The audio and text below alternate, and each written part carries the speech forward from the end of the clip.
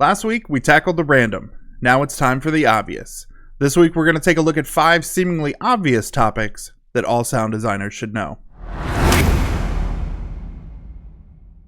Coming in at number 1, safety. And clearly, I didn't think this through. Safety's on our obvious list for obvious reasons. If you're out doing field recording, you may find yourself in different dangerous situations.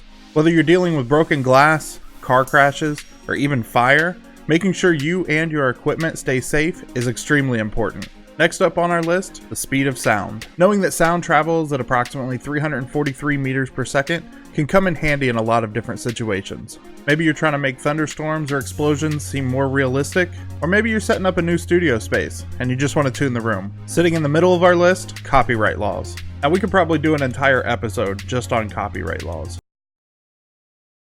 Whether somebody's paying you to create sounds or you're looking for different library resources, having an understanding of these laws can help avoid some sticky situations. Next up on our list, constructive and deconstructive waves. So for this one, we're going to jump into Pro Tools just so I can show you guys an example. As you can see here on the screen, we've got 2 audio files. These are both actually 1K sine waves. And if we were to zoom in here, you'll actually see that both of these sine waves are completely in phase. And when sound waves are in phase, they create what's called a constructive wave, which means the 2 waveforms are actually going to get added together and make the sound a little bit louder.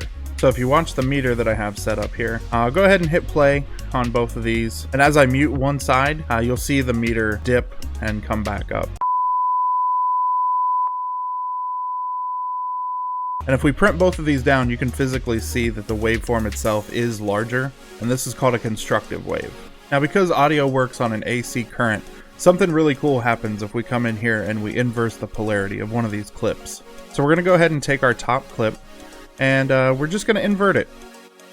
So now you can see on the screen that we've inverted the polarity, which means every time there's a peak here, there's a trove here, and so on and so forth. So when we're working with identical audio files, what actually ends up happening is they completely cancel each other out and the audio is silent. So I've got the second audio clip muted, and I'm going to go ahead and play the first 1K tone, and then I'm going to unmute the second audio track, and you'll be able to see on the master fader that the sound completely cuts out.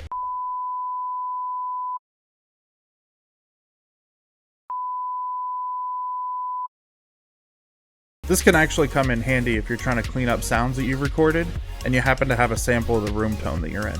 Lastly, wrapping up our list at number 5, diegetic versus non-diegetic audio. By definition, diegetic audio is anything whose source can be seen on the screen.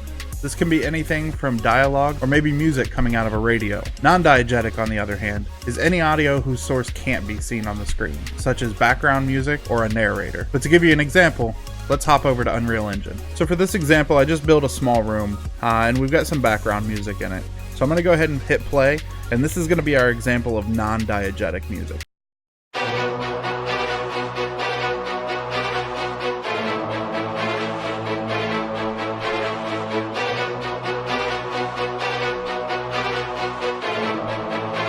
So as you can hear, we've got music playing, and it doesn't matter which way we're facing, the sound is kind of all around us. It doesn't seem to be coming from any particular source, and so that's our non-diegetic. And so for our diegetic music, I've actually put a little radio in here, same music that was playing in the background before.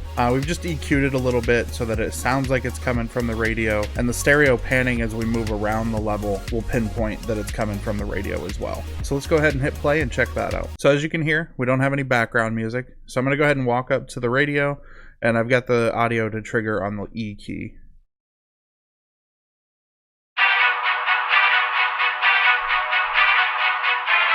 And then as we move the camera around the level, you'll be able to hear it pan.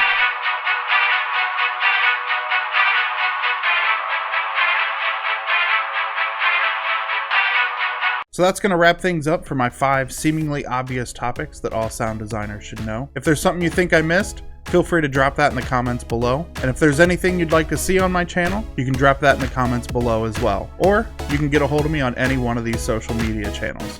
Until next time.